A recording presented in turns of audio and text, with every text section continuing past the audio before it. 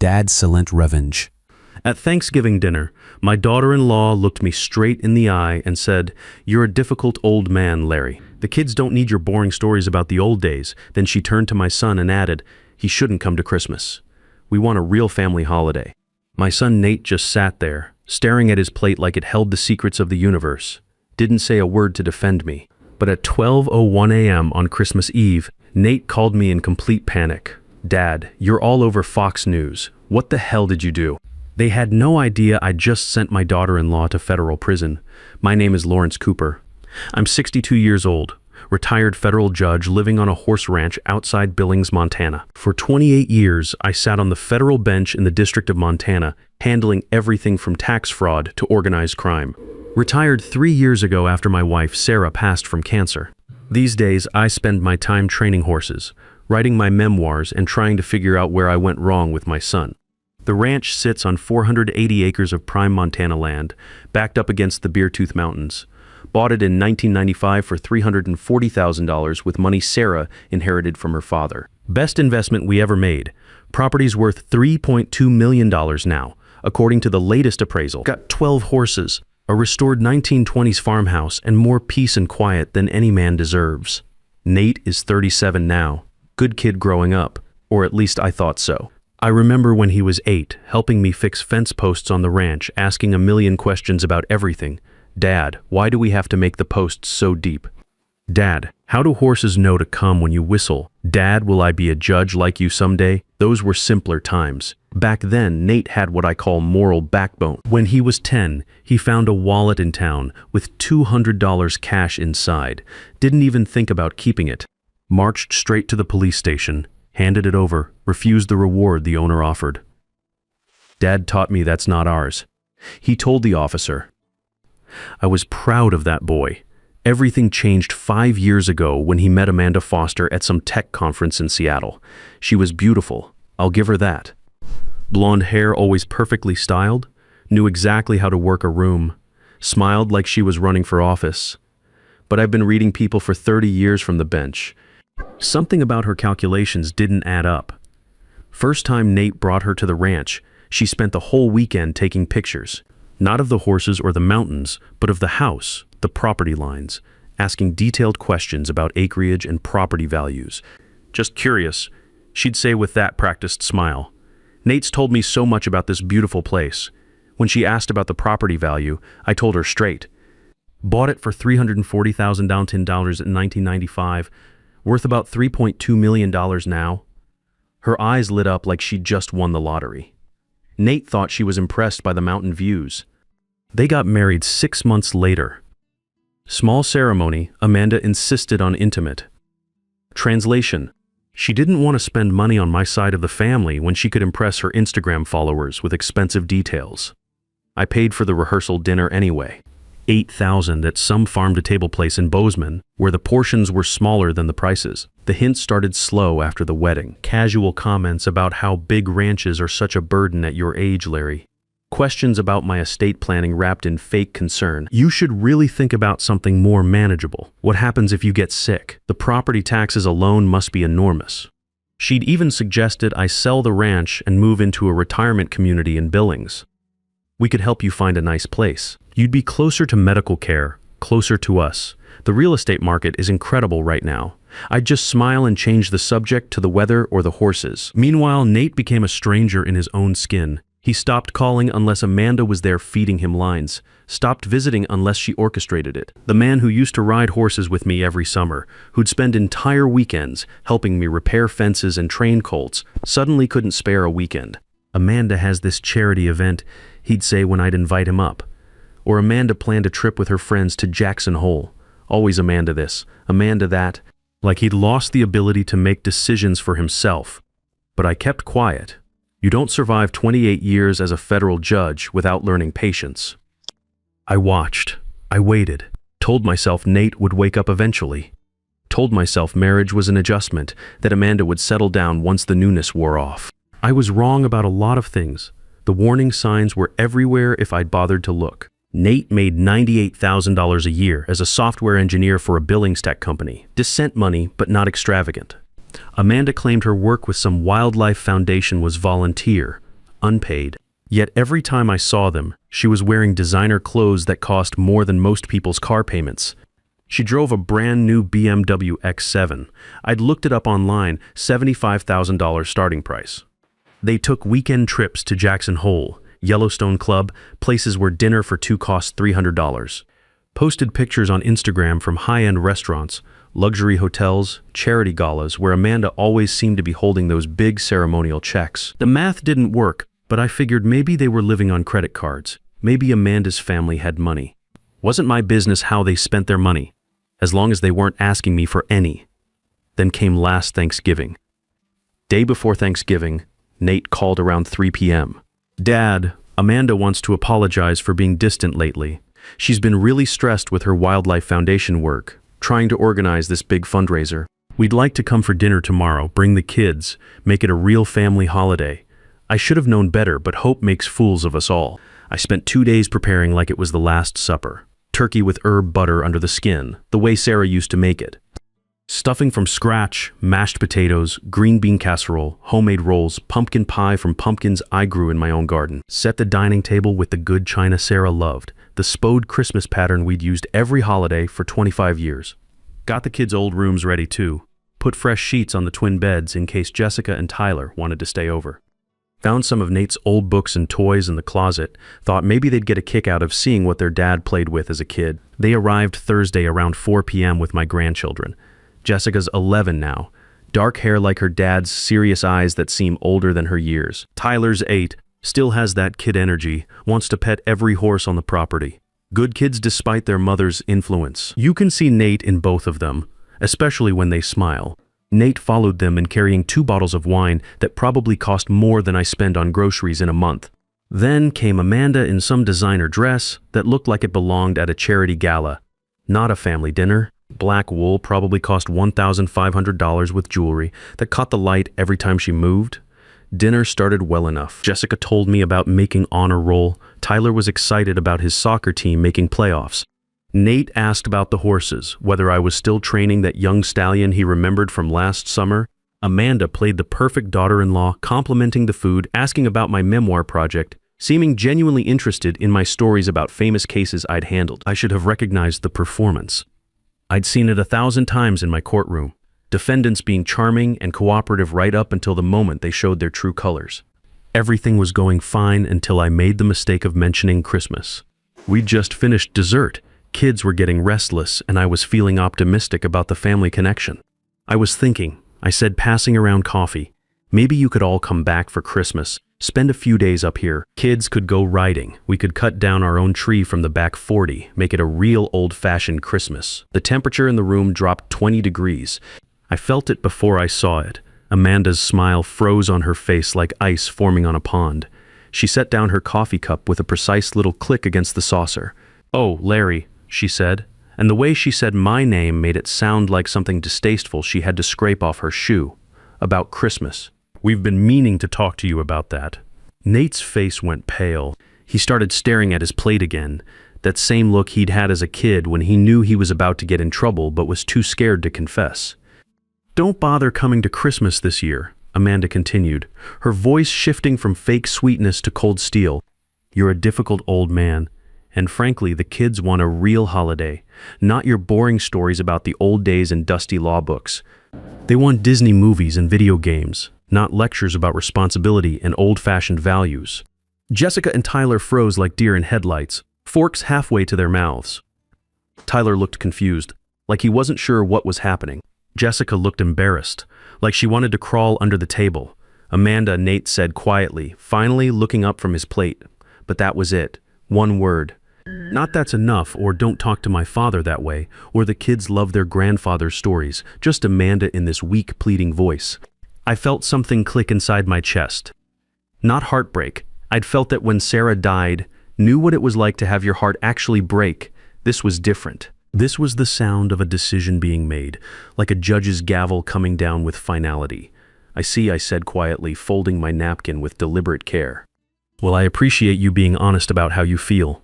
Have a good evening." Amanda blinked, clearly surprised I wasn't arguing or pleading or getting upset. She'd probably expected me to fight back, give her ammunition to paint me as the difficult old man she claimed I was.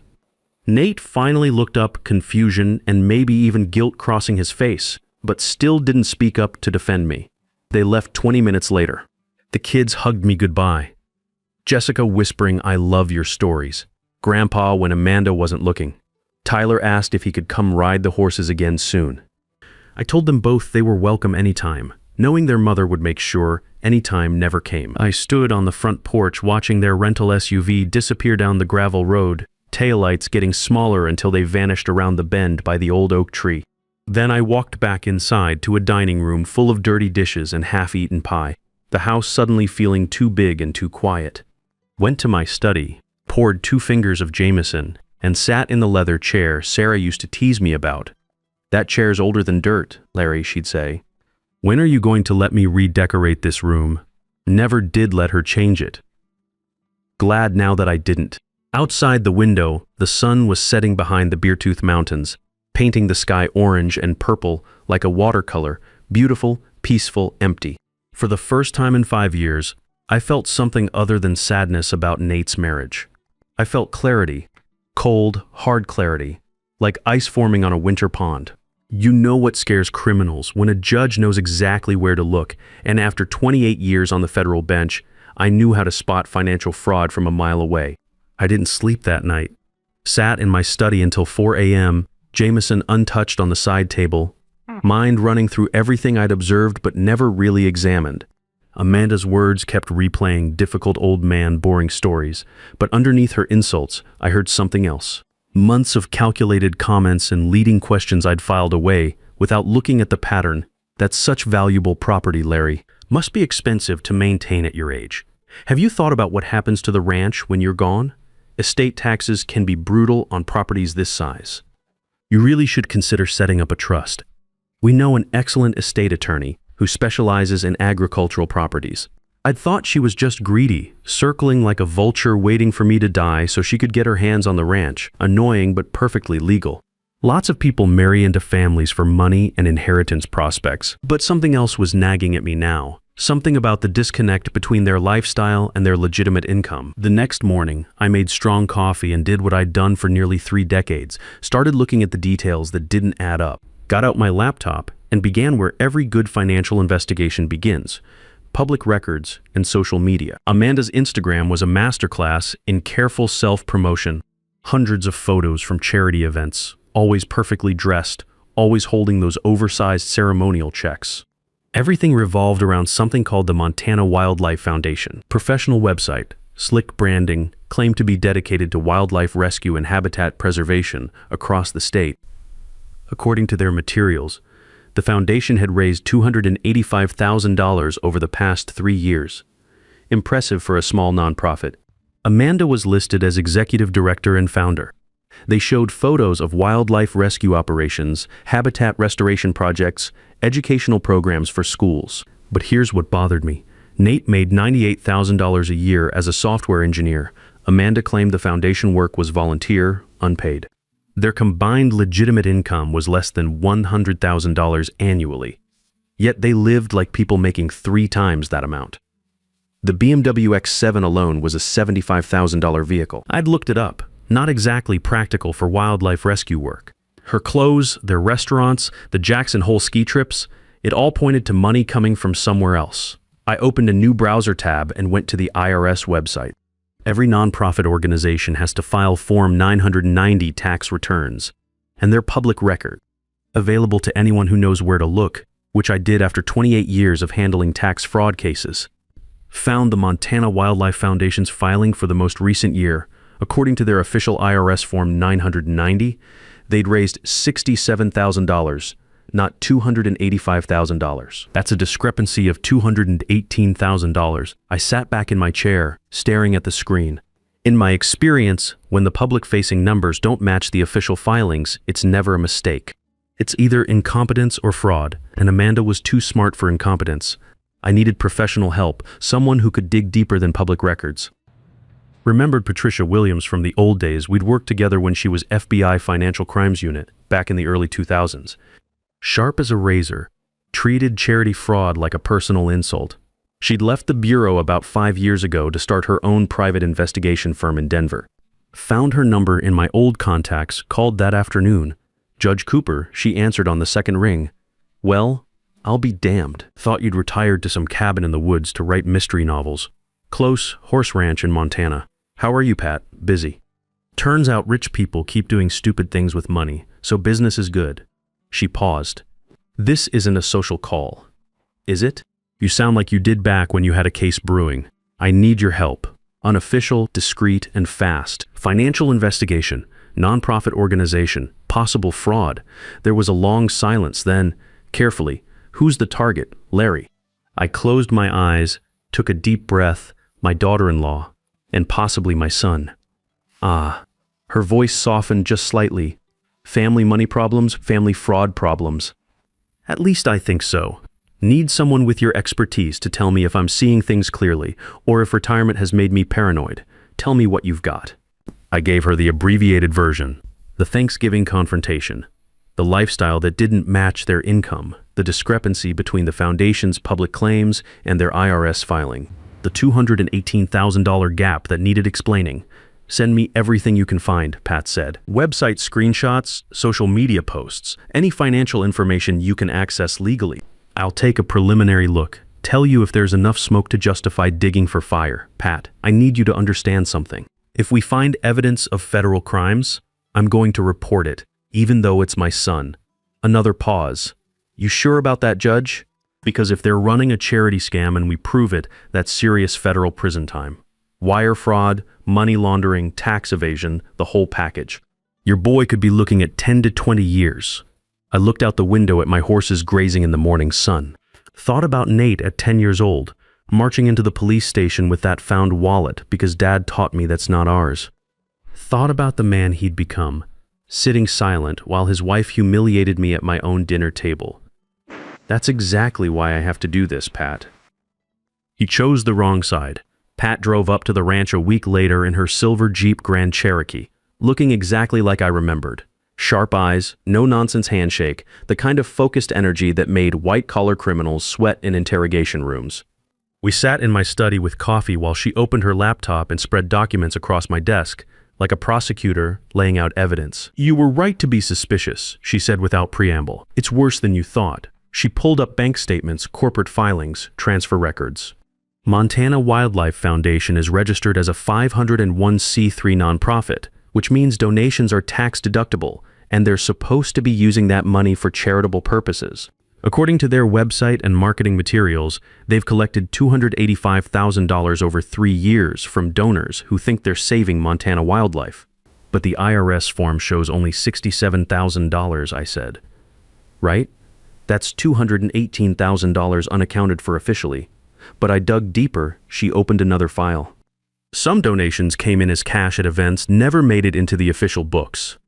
Best estimate is they actually collected around $315,000 total. Where did it go? 2 shell companies registered in Wyoming. She slid corporate documents across my desk. Big Sky Consulting and Yellowstone Advisory Services, both incorporated within 6 months of each other, both listing the same mailbox address in Cheyenne. Classic money laundering setup. She showed me transfer records. The Montana Wildlife Foundation had paid these shell companies over $240,000 for consulting services and administrative support. The companies then transferred the money to personal accounts, Amanda's primarily, but some to Nate's account too. Here's the smoking gun, Pat said, pulling out printed emails. I was able to access some of their communications through a contact at their internet service provider. The email was from Amanda to Nate, dated 6 months ago. Make sure the transfers look like legitimate consulting payments.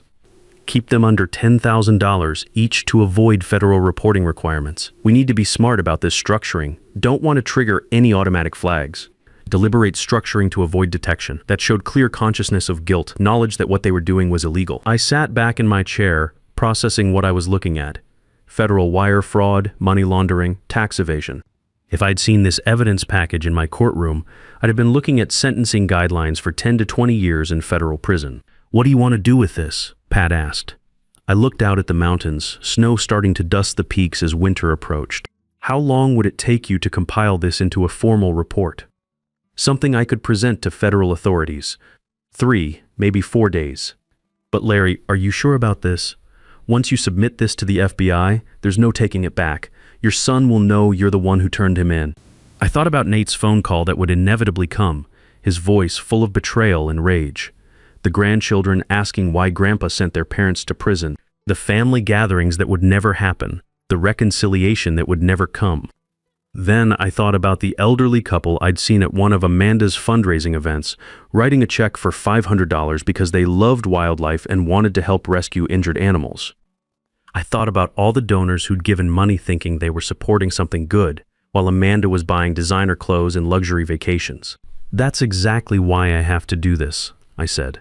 He chose the wrong side and somebody needs to show him there are consequences. Over the next week, Pat and I built an airtight federal case. Every transaction traced and documented, every shell company exposed, every lie cataloged with precision. The foundation claimed to operate wildlife rescue facilities and educational programs. In reality, they'd never rescued a single animal or taught a single class. Every dollar donated had been diverted to Amanda and Nate's personal use through their Wyoming shell companies. $240,000 stolen from people who thought they were helping Montana's wildlife. I wrote the cover letter myself, explaining my background as a federal judge, my relationship to the subjects of the investigation, making it crystal clear that I had no personal vendetta, just a duty to report suspected federal crimes when I encountered them. I understand the serious nature of these allegations, particularly given my familial relationship to the subjects. However, I believe the evidence speaks for itself. The law must apply equally to all citizens, regardless of personal connections. On December 15th, I drove to the FBI field office in Billings with 2 thick manila folders. Met with Special Agent Rodriguez, a sharp young man who reminded me of prosecutors I used to work with. He read through the executive summary, looked up at me with that expression I'd seen countless times, surprise shifting to professional interest. "This is comprehensive, Judge Cooper. If we pursue this investigation, you understand they could be looking at significant federal prison time. I'm aware of the potential sentences, Agent Rodriguez. That's why I need you to evaluate the evidence objectively, not dismiss it because of my relationship to the suspects." He nodded slowly. "We'll review this thoroughly. You should know that once we open an investigation, we can't control where it leads or how it ends. I understand completely." 2 weeks later, on December 23rd at exactly 6:18 p.m., Amanda was arrested at the annual Montana Wildlife Foundation Gala in front of 150 donors who'd thought they were supporting a legitimate charity. The Billings Gazette was there photographing the event, captured the moment FBI agents walked her out in handcuffs while she screamed about being set up by a vindictive family member. Nate was arrested at their home an hour later. His cooperation with federal prosecutors earned him probation instead of prison time, but he had to testify against Amanda and forfeit his share of the stolen money. Amanda got 7 years in federal prison plus $120,000 in restitution, half of what they'd stolen. I got temporary custody of Jessica and Tyler after Amanda's mother said she couldn't handle 2 children at her age. They live with me now on the ranch. Jessica's learning to ride horses. Tyler helps me feed them every morning. Good kids. They'll be better adults because they learned early that actions have consequences. Nate calls once a week, stilted conversations from his probation officer's office. He's taking responsibility now, maybe for the first time in his adult life. "I know you'll never forgive me," he said last time. I thought about forgiveness, about justice, about whether love and accountability could coexist. "I don't know if I can forgive you," I told him honestly. "But I'm still here, still taking care of your children. That counts for something. Spring's coming to Montana again, ice melting on the pond, new foals in the pasture." Jessica and Tyler are finding their place on the ranch, learning that family isn't just about blood, it's about doing right by each other, even when it's hard. Some nights I sit on the porch watching sunset paint the mountains, wondering if I made the right choice. Then Tyler asks if he can help train the new colt, or Jessica shows me her honor roll certificate and I know I did what needed doing. Justice cost me my son, but it saved my grandchildren. Real men protect their family by holding them accountable, even when it destroys the relationship forever. That's a price I can live with. Because love without consequences isn't love, it's enabling. And the strongest families are built on truth, not comfort. Sometimes the greatest gift you can give your children is showing them that no one, not even family, is above doing what's right.